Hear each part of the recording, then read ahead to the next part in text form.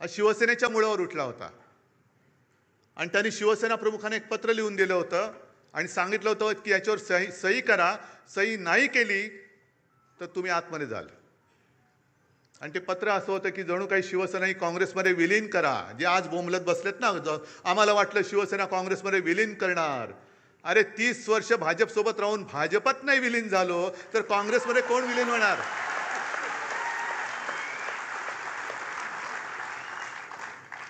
आणि शिवसेना प्रमुखांनी उत्तर दिलं होतं, मी सही करणाऱ्यांना फेकून दिलं पत्र आणि सांगितलं जा तुझ्या पटेलला सांग, ज्या क्षणी तुम्हाला हात लावशील तेव्हा बाहेर तुझी आरती उठलेली असेल, प्रेत यात्रा निघेल तुझी बाहेर.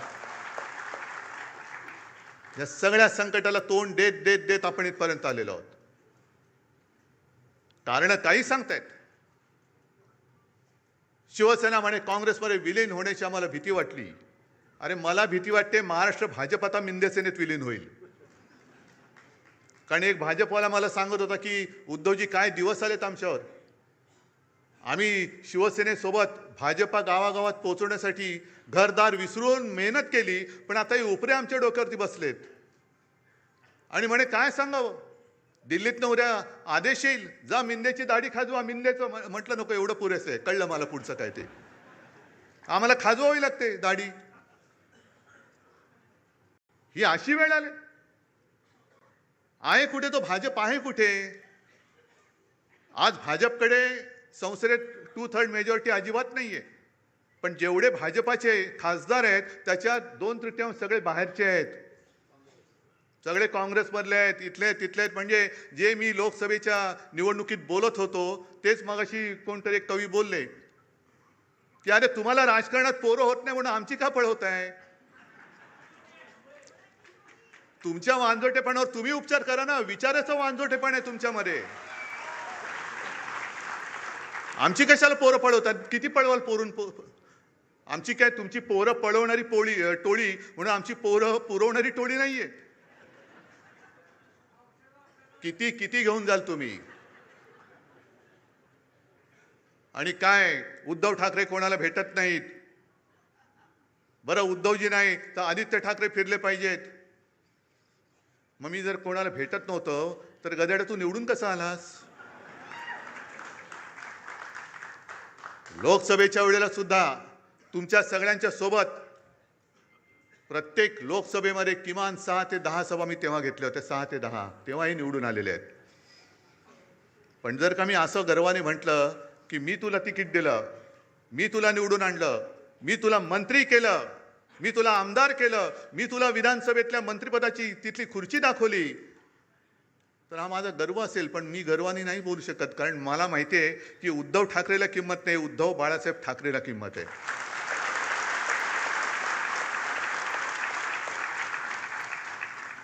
आणि याचं भान मला आहे. आपण ज्या वेळेला सगळ्या महिलांना माहिती आहे, आता शहरामध्ये तर काही जंगलतोड बेसुमार चाललेली आहे. शहरामध्ये वडापाव माहिती आहे, पण वडापाव म्हणजे वटसावित्रीचा वड गेला, त्याच्यावरती फेऱ्या मारणं गेलं.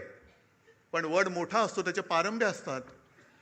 एखादा लांबून नमस्कार करतो, त्या पारंबीला वाटतं मलाच केला, तुला नाही केला, तुझ्या मागच्या खोडाला केलेला आहे, हे लक्षात ठेव. वड त्याला म्हणतात.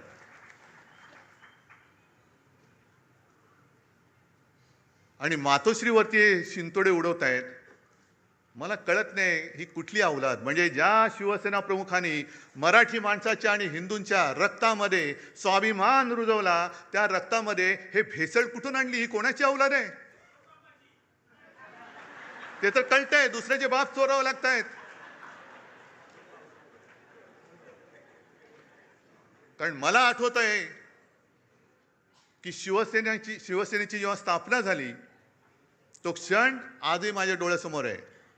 आणि त्या क्षणाचे आता साक्षीदार 2-3 कदाचित मी, चंदू मामा असे 2-3 राहिलो असू. मी अनेकदा सांगितलेलं आहे की तुमच्या सगळ्यांपेक्षा सगळ्यात ज्येष्ठ शिवसैनिक मी आहे. कारण शिवसेनेच्या स्थापनेचा नारळ हा माझ्यासमोर फुटलेला आहे आणि त्यातनं उडालेले तुषारे माझ्या अंगावरती उडालेले आहेत.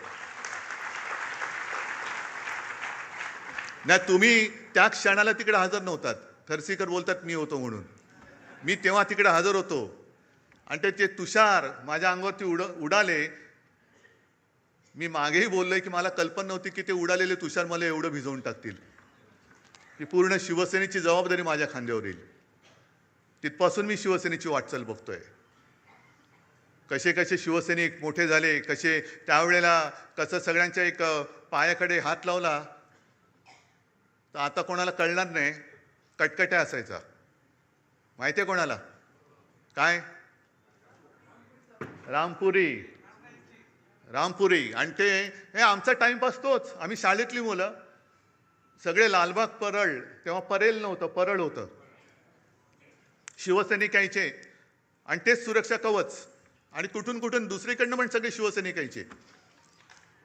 आणि मग प्रत्येक जण दाखवायचा, बघा माझा 8 काठ्याचा आहे. म्हणजे त्याला टक टक टक टक टक 8 आवाज यायचा, 11 काठ्याचा, असे सगळे ते होतं. आणि ते बघत बघत आम्ही लहानाचे मोठे झालो. तेव्हाच्या सगळ्या मारामाऱ्या एकतर म्हणजे म्हणतात ना, एक तू तरी राहशील तरी नाही तर मी तर राहीन, तशा त्या मारामाऱ्या व्हायच्या. गँग वॉर, हे तसं गँग वॉर आत्ता जसं मध्ये झालं होतं तसं गँग वॉर नाही. वाड्यांची फाईट, सोडा वॉटरच्या बाटल्या, दगडफेक वगैरे सगळं तिथून बघत बघत बघत आता जे सुरू झालंय ते सगळं काय त्याला म्हणतात, ट्रोलिंग. म्हणजे घर बसल्या शिव्या द्यायचं. पण या सगळ्यांना मला एक सांगायचं आहे की मातोश्रीवरती जे जळतायत, ठाकरे कुटुंबियांवरती जे जळतायत, त्यांना ठाकरे कुटुंबाने काय काय भोगलंय, काय काय सोसलंय याची जरा तरी माहिती आहे का, कल्पना आहे का? आहे. आपण बोलताना बोलतो की हा महाराष्ट्र छत्रपती शिवाजी महाराज, शाहू फुले, आंबेडकर, सावित्रीबाई फुले यांचा आहे. आहेच. पण शिवाजी महाराजांच्या वेळेला सुद्धा गद्दार होतेच. शाहू फुले, आंबेडकर सगळ्यांना त्रास झालाय. महात्मा ज्योतिबा फुले आणि सावित्रीबाई यांच्यावर सुद्धा धोंडमार आणि शेणमार झालेली आहे. आज आपण त्यांना दैवत मानतो, पण प्रत्यक्ष होते त्यावेळेला त्यांच्यावरती शेणमार झालेली आहे. शाहू महाराजांना सुद्धा त्याचा सामना करावा लागलेला आहे. त्यांची सुद्धा बदनामी झालेली आहे. कशाला माझ्या आजोबांना प्रबोधनकार ठाकरे जे सांगतात ना, प्रबोधनकारांचा वारसा घेऊन पुढे जा, पण प्रबोधनकारांना सुद्धा काय काय भोगावं लागलंय का? तर कर्मठ आणि बामणी वृत्ती, ज्या जुन्या वाईट रूढी परंपरा होत्या त्या तोडून मोडून टाकल्या पाहिजेत, याच्यासाठी प्रबोधनकार उभे राहिले होते. घराचा पत्ता नाही, कुटुंब घेऊन महाराष्ट्रभर फिरले. अनेकदा बाळासाहेबांनी सांगितलेले की त्यांची ती भावंड आणि आई, मी तर माझ्या आजीला कधी बघितलं नाही, पण विंचवाचं बिराट जसं पाठीवर असतं तसं घेऊन माझे आजोबा महाराष्ट्राच्या कानाकोपऱ्यात फिरत होते. एखाद्या गावी गेल्यानंतर कुठे आसरा मिळाला तर आजीला सांगायचं की ठीक आहे चल बघ, आणि आजी माझी सगळं काही भांडी कुंडी जी काही 2-4 असतील ती काढून काय संसार थाटायचा प्रयत्न करायची. तेवढ्यात आजोबा गावातनं फेरी मारून यायची आणि सांगायची नाही जमत, चला निघायचं आपल्याला, चालले दुसऱ्या गावामध्ये. अनेक वेळेला त्या काळी आमच्या घरावरती मेलेली कुत्री आणि कचऱ्याचे ढीग फेकले गेलेले आहेत. शिवसेना प्रमुखांनी तर काय टीका सहन केली हे तुम्हाला माहिती आहे. आज माझ्यावर टीका होते, माझ्या पत्नीवरती टीका होते, आदित्यवरती घाणेरडे आरोप होत आहेत, तेजसवरती होत आहेत. का? तर एका क्षणी ज्या वेळेला भाजपने दगा दिला तेव्हा मला जबाबदारी स्वीकारावी लागली मुख्यमंत्री पदाची, म्हणून हा जळफळाट झाला. तुम्ही नाही, तुम्ही मातोश्रीने फक्त वाढायचं काम करायचं, जेवायचं काम ते करणार. जे काय मिळेल, मंत्री मीच झालो पाहिजे, मुख्यमंत्री मीच झालो पाहिजे, माझं ड्युटा कार्ट खासदार झालं पाहिजे, मंत्री झालं पाहिजे, मातोश्रीने भोगायचा मातोश्रीला अधिकार नाही. नाहीच आहे, आम्हाला नको आहे काही. पण सोसायचं किती? उद्धवजींचं ठीक आहे, पण आदित्यने फिरायला पाहिजे. अरे पण जेव्हा जेव्हा आमच्या कुटुंबावरती हल्ले झाले, कोणाचे असे शाब्दिक किंवा काही आरोप केल्यानंतर यापैकी या गदड्यांपैकी एक तरी छातीची ढाल करून आमच्या समोर उभा राहिला होता त्यांच्या वार झाल्याला. आज जी काही गद्दारी झालेली आहे, मी त्या वॉर्डातल्या तमाम मतदारांची आज जाहीर माफी मागतोय. कारण त्या सगळ्या मतदारांनी अगदी मोदींची लाट असताना त्यांच्या विरोधात माझ्यावरती, बाळासाहेबांवरती विश्वास ठेवून यांना निवडून दिलं होतं.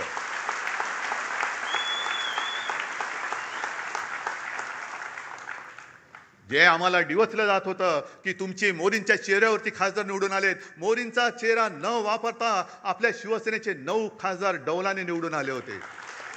काही थोडक्यात गेले. एक तरी इथली तर सीट चोरलीच. कुठे होते मोदी? आणि त्याच्यानंतर म्हणजे तेव्हा भाजपचे 20 पेक्षा जास्त खासदार ते पण 9 झाले. आणि आज परत फोडाफोडी कशासाठी फोडताय? काय मिळवायचंय काय तुम्हाला? म्हणजे सत्ता पिपासू किती व्हायचं? सरदार वल्लभभाई पटेलांनी मराठवाड्यामध्ये पोलीस कारवाई केली, ती का केली होती? रजाकारांना घालवण्यासाठी आणि तो प्रांत आपल्या देशात आणण्यासाठी म्हणून पोलीस कारवाई केली होती. आणि यांनी काय केलं? 2-2.5 लाख सीमा सुरक्षा दल घुसवलं. कुठे घुसवलं? बंगालमध्ये एका महिलेला हरवण्यासाठी निवडणूक आणि स्वतःचा पक्ष जिंकण्यासाठी देशाचं सुरक्षा दल तुम्ही वापरता. कोणालाच काय वाटत नाही. ममता बघा कशा लढतायत. काय होतंय? हारल्यानंतर किती देशामध्ये प्रतिक्रिया उमटली. 2.25-2.5 लाख फौज जर तुम्ही निवडणूक जिंकण्यासाठी वापरत असाल, स्वतःच्या पक्षासाठी वापरत असाल, तर मणिपूरमध्ये का नाही घुसवत? अजून 12 वर्ष होऊन गेली. पाक व्याप्त काश्मीरमध्ये अजून का नाही घुसवली? चला उद्या घुसवा. शिवसेना तुम्हाला जाहीर पाठिंबा देते. देशाचा हिताचा निर्णय घ्या ना तुम्ही. असं फोडून भामटेगिरी करण्यापेक्षा बोलवा ना आम्हाला. आम्ही तर पाकिस्तानी नाही होत ना. माझ्या घराण्याचा इतिहास आहे. तुमच्या असलं तर तुम्ही पण सांगा. असेल, मी कुठे नाही म्हणतोय. आम्ही पाकिस्तानातून आलेलो नाही आहोत. आम्ही सुद्धा देशप्रेमी आहोत. तुमच्या एवढेच किंवा तुमच्यापेक्षा जास्त काकणभर जास्त आम्ही देशप्रेमी आहोत. आणि आज जे आपल्याला विरोध करतायत हे तेच आहेत ज्यांनी शिवसेना प्रमुखांना विरोध केला. पण तेव्हा शिवसेना प्रमुखांची गरज होती त्यांना. माझ्या आजोबांना विरोध करणारे हे गोमूत्रधारी जे होते त्या प्रवृत्त्या परत बोकाळलेल्या आहेत. हो, मी त्यांना गोमूत्रधारीच म्हणतो. हे हिंदुत्व नाहीये, हे भोंदुत्व आहे. आमचं हिंदुत्व हे शेंडी जाणवाचं नाहीये. आमचं हिंदुत्व हे राष्ट्रीयत्व आहे. आमचं हिंदुत्व हे राष्ट्रीयत्व आहे. आणि हिंदूंमध्ये आणि आज मला खरंच एका गोष्टीचा अभिमान वाटला की येताना परत आपले ते सगळे तेजस्वी भगवे झेंडे मला दिसले.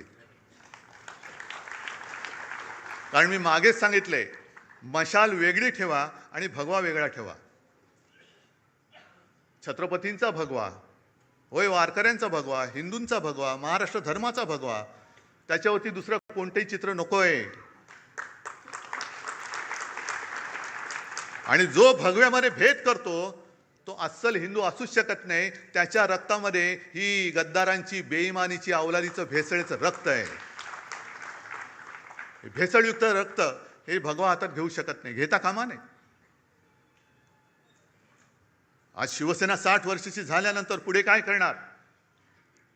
ज्या पद्धतीने आजच्या देशाचं राजकारण चालू आहे हे बघितल्यानंतर जनतेचा लोकशाहीवरचा विश्वास आता उडत चाललेला आहे. म्हणजे आज 2 कवींनी त्यांच्या कविता सादर केल्या. इंस्टाग्रामवरती आज मी एक कार्टून पाहिलं, ते पण सांगणार आहे. आणि एका कवीची एक कविता ती पण आत्ता मला आठवली.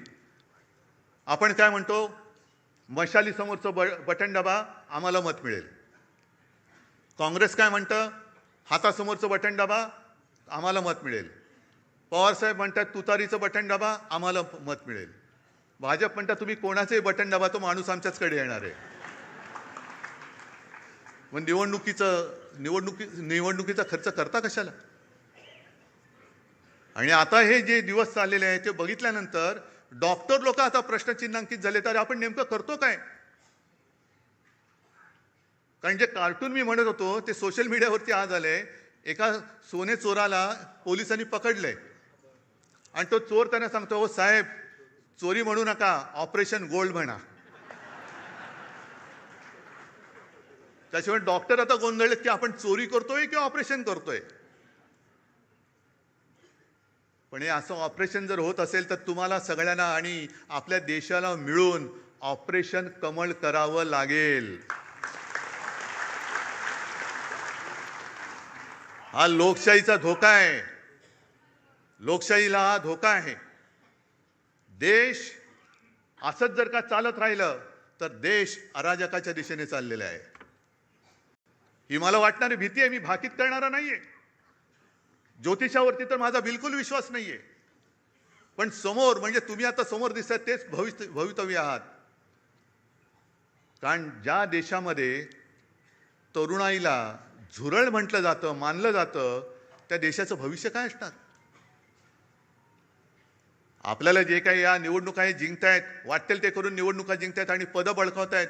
बरं, एवढं तर कमी पडतंय. तुमच्याकडे बहुमत आहे, तरी स्थानिक स्वराज्य संस्था असतील, आणखीन काही असेल, पलीकडनं कोणाला अर्जच भरू द्यायचा नाही.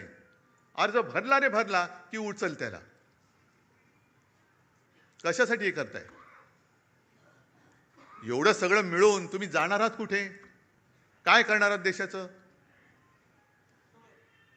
आणि मग ते जे नड्डा बोलले होते की देशामध्ये फक्त एकच पार्टी राहील, वन नेशन वन इलेक्शन, हा एक भाग, पण यांची वाटचाल वन पार्टी नो इलेक्शनकडे चाललेली आहे.